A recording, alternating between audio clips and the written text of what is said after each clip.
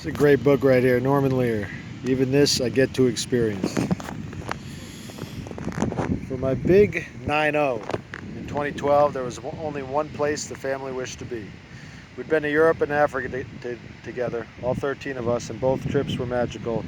But when we all weighed in on this particular event, there seemed to be no place on earth like our own private Camelot, the Gully in Vermont, previously owned by Robert Frost. My actual birthday is in July, but June worked out better for everyone. It turned out to be the most glorious weekend since Henry Ford in 1926 invented the term when, for the first time, he closed his factories on a Saturday to allow his workers 2 full days of rest on the weekend. The interpersonal mood of everyone gathered matched the weather, a 19-part fusion of ages, minds, and spirits that had us all wondering if this wasn't the best family time we'd ever experienced. I was especially pensive about my age and amused myself remembering how young I was when I first started to think about longevity, all the way back before my bar mitzvah, actually. At 12, I had a giant shock of black hair. So black and so thick I had to wash it daily in order to comb and brush it with a hair dressing called slickum. One day I thought, what if this is the secret to long life, washing your hair at the same time every morning? From that moment to this, there have been hundreds, if not thousands, of other odd activities that have caused me to ask myself the same question. Another driver catches me in my car at a stoplight, picking my nose. A moment of embarrassment, and then I ask myself, how do you know that picking your nose at a stoplight doesn't add time to your life? There isn't a single piece of scientific evidence to challenge that possibility. The same is true of a man who at 60, 70, 80, and now 90 frequently finds himself dancing to satellite radio in front of a full-length mirror, absolutely and ridiculously naked. There's no guarantee that 3 minutes of such naked tomfoolery does not add a decade to one's time here.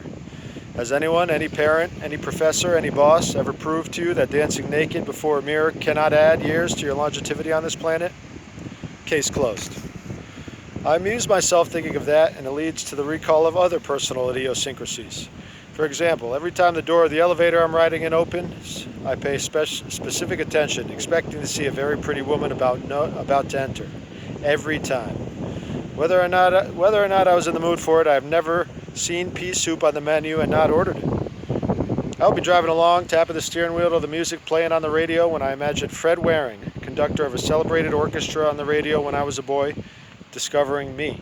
Next thing I know, I'm on his radio show, a featured member of his rhythm section playing my steering wheel. As the fabled Jimmy Durante was also fond of saying, I've got a million of them. And while I amuse myself, I remember a meal I had with a world religious leader who seemed permanently amused, the Dalai Llama. It was a small luncheon in San Francisco, 3 tables of 10, and the Dalai Lama was seated at my left. His smile started in his eyes and never left his face. When we took our seats, there was a plate of a dozen baby shrimp and a bed of lettuce set before us. We'd all started to eat when I noticed that His Holiness had not raised his fork. Before I could say anything, he responded to my attention. You wish to know why I'm not eating?